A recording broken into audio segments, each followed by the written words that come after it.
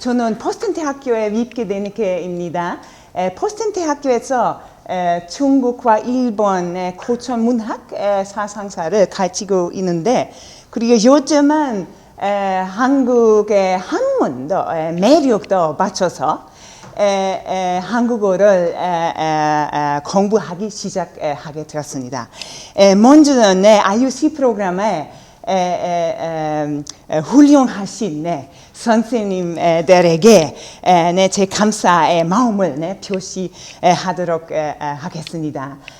그리고 오늘 계시는 김용태 선생님도 특히 이런 감사의 마음을 표시하고 싶은데, 특히 김용태 선생님 그리고 이 학생들 함께 한국 이런 한시나 읽으면서 여러 가지 깊은 영감이나 자극도 많이 받아서, 그래서 오늘의 발표도 연구 발표보다는 이런 6주 동안 받았던 영감이나 조금 자연스럽게 앞으로 무슨 연구를 해야 하는지 혼자로서 아니면 다른 학자와 함께 이런 발표를 하도록 하겠습니다. 오늘은 한자문화권의 미래를 찾아서 세계화, 개념화, 비교 연구의 의미와 의미라는 주제를 가지고 발표를 하도록 하겠습니다. 사실 현재 한자문화권이 미래가 없는 문화권 같아서 이런 주제는 매우 이상하게 들립니다. 우선 2000년 동안 역사적으로 존재했던 한자문화권이 20세기부터 없어졌기 때문입니다. 우리가 살고 있는 21세기의 역사적인 순간은 동아시아 역사상 처음으로 한자문화권이 없어진 불안정한 과도기라고 할 수 있습니다. 이 같은 사실은 역사의 힘입니다. 할 수 없지요. 불안정한 지금의 큰 문제는 한자문화권 어디로 가시나이까? 고바리스입니다. 고바리스.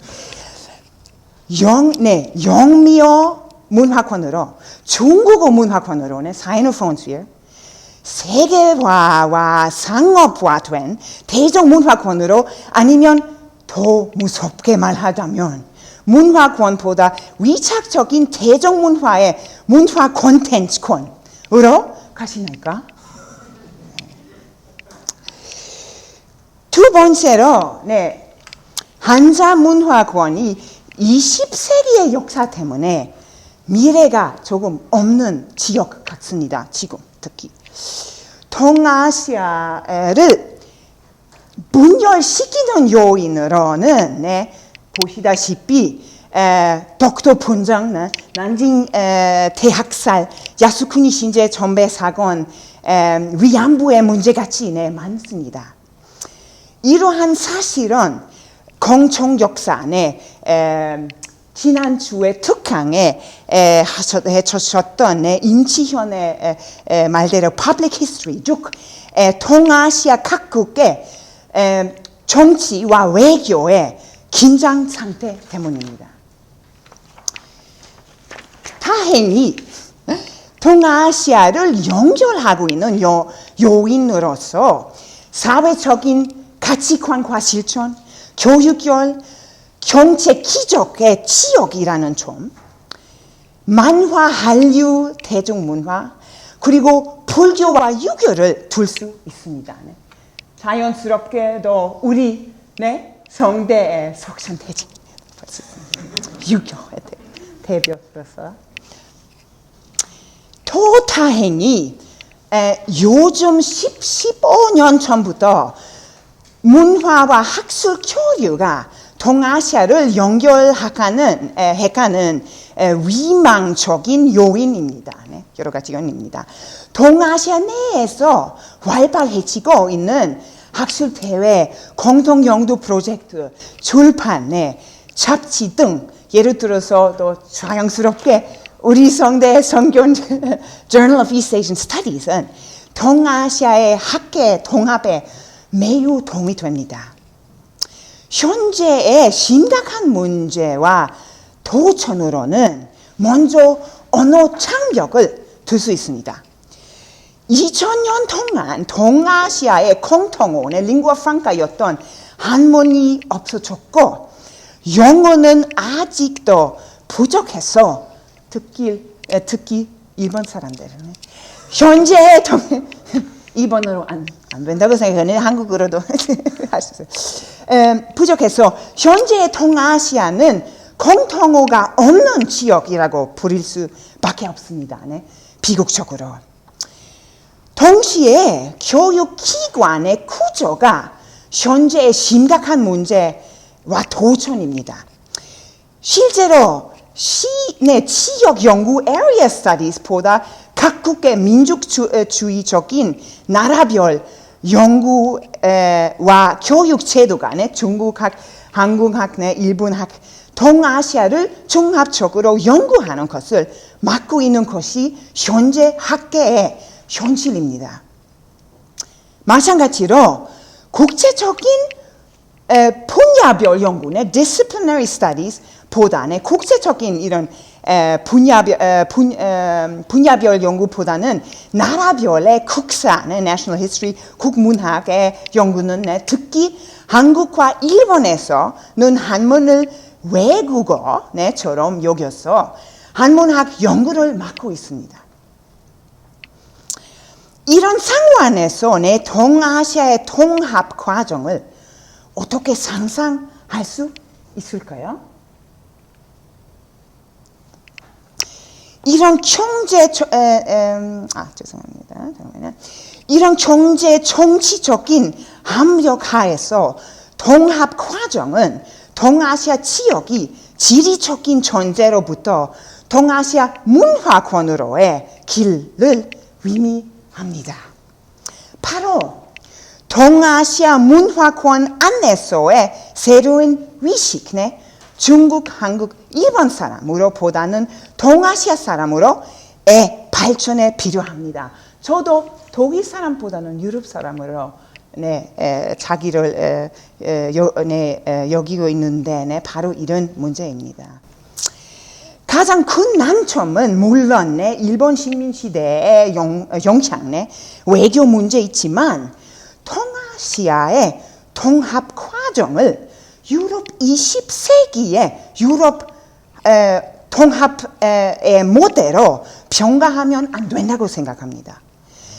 유럽 통합의 과정은 5세기 로마 제국의 멸망부터 시작했고 5세기부터 21세기까지의 유럽 통합, 유럽 풍괴의 이런 군림 없는 과정이었습니다. 이 반면에 중국 제국은 20세기까지 아니면 지금까지도 말할 수 있어요. 20세기까지 계속 이어져서 존재해 왔기 때문에 지금같이 동아시아 통합 위식이 이런 발전할 기회가 별로 없었습니다. 유럽과 1500년간의 이런 격차가 있습니다. 또한 20세기 유럽 통합은 홀로코스트 이후에 이런 인본주의, 휴머니즘과 시민운동, 퍼블릭 히스토리의 과정이 있었던 반면에 현재의 정치적인 환경이 분명하게 동아시아의 통합 과정을 방해합니다. 대신 동아시아 통합에 위망을 주는 요인으로는 학자 그리고 관광객과 같은 사람들이 주체적인 활동 그리고 동아시아 내의 인구 흐름, 국제 결혼, 과세대 변화 등이 있다고 생각합니다. 그래서 당면 과제는 동아시아의 통합 과정을 촉진시키기 위해서 동아시아 문화권에서 미래를 찾는 것이라고 생각합니다. 이를 위한 중요한 수단으로 비극적인 일본 시민 시대의 현대사 말고 제 생각에는 전통 동아시아 전 근대의 프리모던의 피조 연구를 통해 미래를 만드는 것 아닐까 생각합니다. 세계사적인 과정에서 동아시아 한자문화권 이 특징이나 특색을 지적하는 특히 동아시아와 유럽의 차이점을 대비하는 개념화 conceptualization의 연구가 필요하다고 생각합니다. 구체적으로 말하면 정근대 동아시아 각국의 역사, 문학이나 사상사 등을 세계적으로 비교하는 연구가 필요하다고 봅니다. 한 예를 들어보면 동아시아 한자문화권의 가장 대표적인 특징은 표위 문화권의 Logographic Script Sphere이라는 것입니다. 공용어가 각국의 구요의 vernacular language로 읽는 한문이 있기 때문에 유럽의 경우와 달리 번역의 필요성이 없었던 문화권이라고도 부릴 수 있습니다. 표위 문자 덕분에 중국, 한국, 일본, 베트남 사람들은 서로를 만났을 때 구어와 효 보다는 빌담으로 교류를 했습니다. 여기도 볼 수 있도록 이 빌대효라는 것입니다. 빌담. 빌담도 특히 이런 동아시아의 너무 흥미로운 현상이라고 생각합니다. 최근에 서양의 학자들은 전통 동아시아 표위 문화권의 언어 상황을 개념화하기 위해 노력을 많이 하고 있습니다. 한국, 일본, 베트남에서 한문과 고유어의 vernacular가 공존했던 언어 상황을 어떤 전문 용어로 자세히 묘사할 수 있을지 큰 논란이 되었습니다. 바이링구얼리즘은 두 개 구어의 상연 한문이 링구아 프랑카가 아니라 스크립타 프랑카, 그래플렉, 문어로 기능했기 때문에 부정확전 전문 연구이라고 생각합니다. 다이글로시아는 표준어 대방언, 예를 들어서 표준 독일어와 스위스 독일어, 사투리, 이런 예도 들어보면 일본에서 특히 국문도 이런 고급스러운 표준어처럼의 기능 있었기 때문에 조금 이런 부정확한 전문 연구이라고 봅니다. 일본에서는 노리토이라는 prayer 아니면 전황 관련된 셈묘, imperial edict 다 이런 고급스러운 국문을 사용하기도 하고 그래서 다이글로시아도 안 된다고 봅니다. 저는 biliteracy, 두 개 문어의 사용가 가장 맞는 전문 연구이라고 생각하지만 이 개념도 부족한 부분도 있습니다.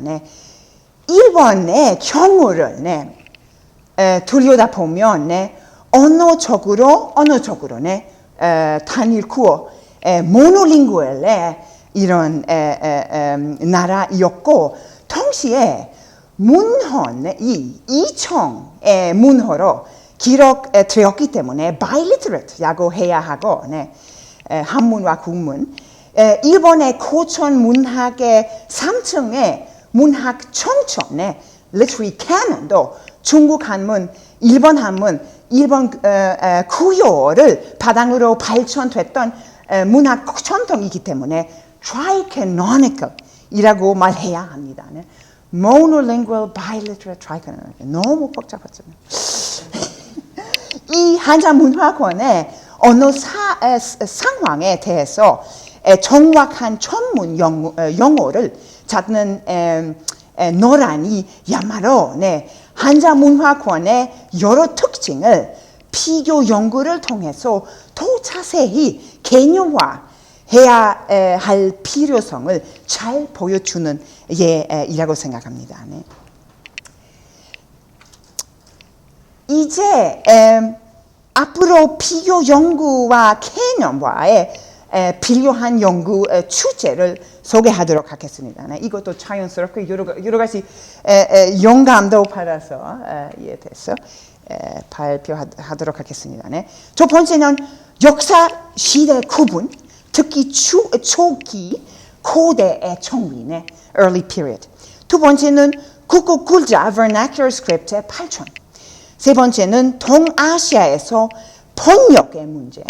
그리고 마지막으로 각국의 역사 신화의 차이점. 네, 먼저 시대 구분 예를 들다 보면 네. 일본의 문학사에서 초기 조다이 상대라는 시기는 200년간 주로 7, 8세기밖에 포함하지 않은 반면에 학자들은 한반도의 문학의 초기 현성기라는 시기를 전년간같이 잡고 있습니다. 네, 고려시대 이천 다 현성기라고. 현성기라는 시기가 지나치게 긴 것은 한반도에서 고려시대 이전에 남아있는 자료나 문헌이 너무 적기 때문입니다. 네. 그래서 너무 간단한 1세기의 황저가라는 시인의 중국의 시경의 스타일을 모방하는 시라든지 아니면 6세기의 정법사의 영고석이라는 교양 있는 너무 복잡한 대구도 너무 잘하는 한시를 그리고 최지원같이도 다 조기의 한시로 보고 부리게 됩니다. 최지원도 특히 슬픈 이야기라고 생각합니다. 조기들. 학자들의 이러한 태도는 한반도의 형성기를 왜곡할 수밖에 없습니다.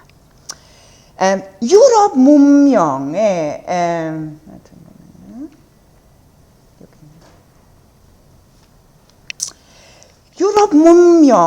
기본에 그리스, 로마의 유럽 형성기처럼 동아시아 문명이 형성기를 더 자세히 파악하여 개념화해야 합니다.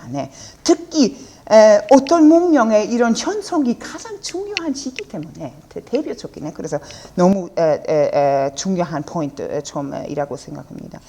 이것에 가장 도움이 될 수 있는 해결 방법은 바로 비교 연구 아니라 생각합니다. 일본의 형성기에 풍부한 자료를 잘 알려진 경우를 바탕으로 한반도의 형성기를 부분적으로 복원할 수 있을까? 이런 큰 문제입니다. 두 번째는 고유어의 발전입니다. 한글의 과학적이고 세종대왕이 백성에게 애정을 표현한 도덕적인 글자로 대단한 평가를 받지만 한글의 등장이 한자 문화권에서 큰 기적으로 평가해야 한다는 사실은 아직도 충분히 주목을 받지 못했습니다. 일본어의 카나와 베트남의 추놈과 달리 한글이 한자의 기본에서부터 발전됐다기보다 발전됐다기보다 세종대왕에 의해 발명되고 공식적으로 반포되었고, 그리고 굴자의 반포와 동시에 세종대왕의 지배 아이디올로지를 소개하는 문헌도 보급됐습니다. 이 세 가지 특징이 바로 제 생각하는 한글의 기적으로 여길 수 있습니다. 이 기적에 대해서 더 자세한 비교 연구가 필요하다고 생각합니다. 잠깐만요. 조금 여기를 보면 한글 박물관도 제가 가장 좋아하는 인형인데 바로 이거예요. 국민정금. 그리고 이것도 다 굴자뿐만 아니라 문헌 도 중요하다는 점을 보여주기 때문에 이거를 그래서 이런 비교 연구의 위위에 대해서 말하면 한글의 발명을 15세기의 한자문화권의 맥락에서 어떻게 설명할 수 있을까요? 한국의 발명, 반포되고 문헌과 함께 보급돼 이러한 덕보적인 현상은 한자문화권에 어떤 영향을 미쳤을까요? 그리고 한자문화권이 미래에 어떤 영향을 미치게 될까요? 큰 이런 비교적인 문제이라고 생각합니다. 이 비교 연구의 위위는 또한 동아시아 한자문화권이 구요와 vernacularization 과정을 이해하자면 유라시아의 이런 각 문화권과 대비가 가능하게 됩니다. 그리고 이런 연구는 이런 연구 경향은 요즘 소양에서도 너무 관심이 많고 이런 연성적인 전근대 세계의 비교 연구네, Comparative Studies of the Pre-Modern World의 새로운 분야에 국에도 공헌할 수 있습니다.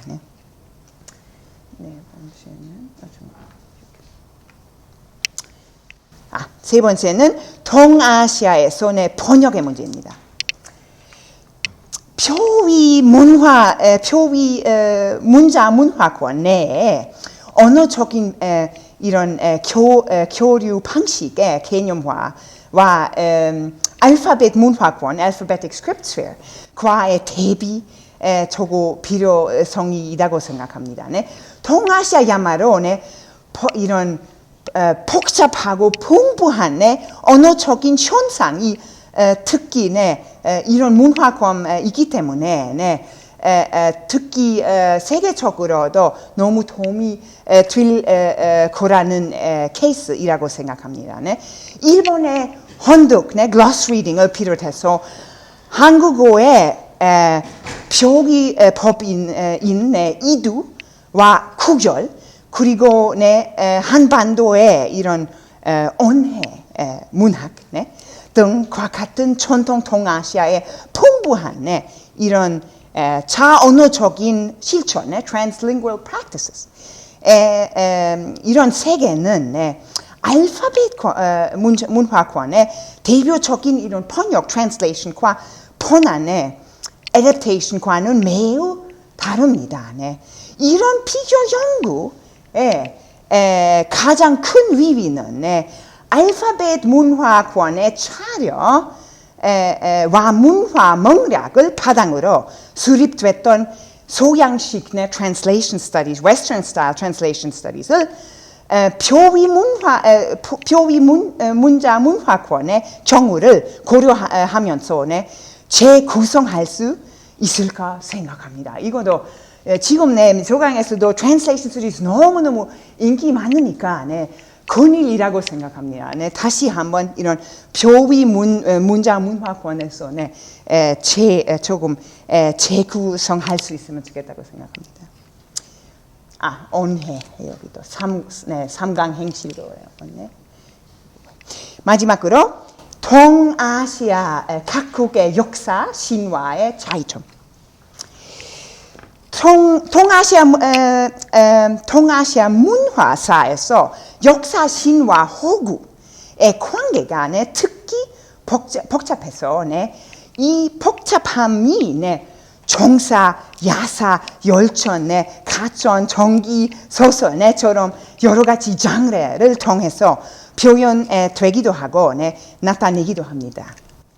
이 역사, 신화, 호구의 밀접한 관계는 한자 문화권의 특징이라고 할 수 있습니다. 그렇지만 창조 건국신화의 자료와 기록, 시기 등에서 동아시아 각국의 큰 차이점을 관찰할 수 있습니다. 재미있게.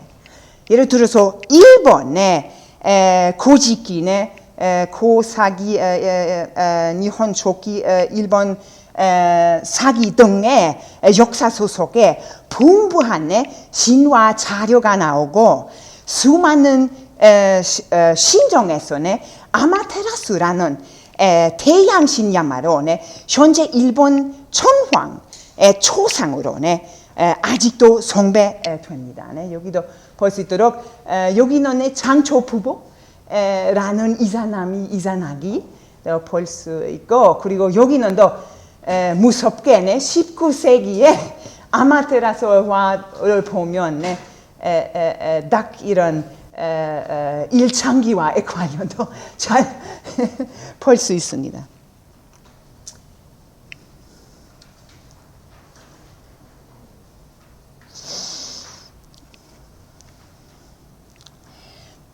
재미있게도 풍부한 신화 자료의 기록 시기는 8세기인데, 그래서 일본은 그래서 그때도 구촌이나 oral literature 다 존재했기 때문에 너무 중요한 점입니다. 이와 달리 중국의 역사서 속에서는 창조 신화와 신이 별로 등장하지 않고, 역사는 황제와 옛날의 제대왕 등의 존재처럼 사람부터 시작합니다. 몇 개의 창조 신화는 후시처럼 유화처럼 이런 신화가 존재하지만 그 기록 시기는 기원전 3, 2세기부터 나옵니다. 따라서 글자 문화 출발 약 1000년 이후 기록되었습니다.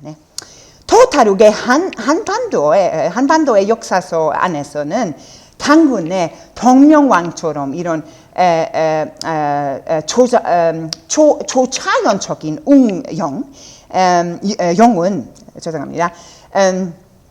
건국자들이 등장하기는 하지만 주로 고려 시대부터 원나라 몽골 엠파이어 몽골 제국의 지배 이하 한국 사람의 득득한 동일로서의 위식에 생기면서 자신들의 특색을 강조할 수 있게 된 후 발전되었던 것 같습니다. 그래서 한국에서도 12, 13세기에 이런 창조 건국 신화가 중국과 비슷하게 글자 문화 발전에 1200년 이후만 기록이 남아 있습니다.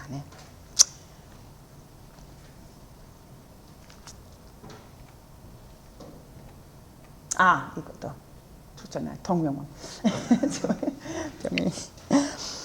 접근해야 할 필요 연구의 문제는 한자 문화권의 각국의 신화 자료, 신화와 국가와의 관계, 신화의 설득력, 초자연적인 현상에 대한 태도가 이렇게 왜 이렇게 다른가 하는 것입니다.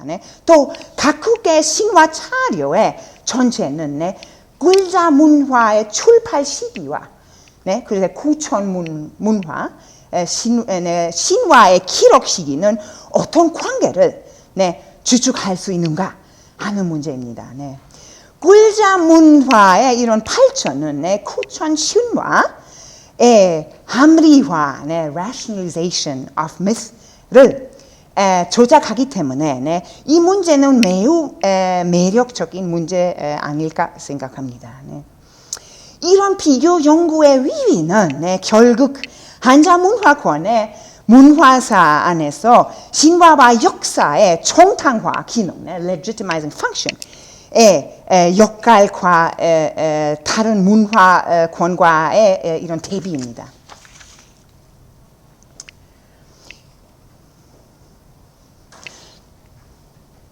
이것도 필요 없고. 지금같이 말씀드린 연구 주제는 풍부하고 시간 그리고 전문가와의 공통 작업 이런 많이 요구됐지만 모두 한자 문화권의 특징을 개념화하는 데 큰 도움이 될 겁니다.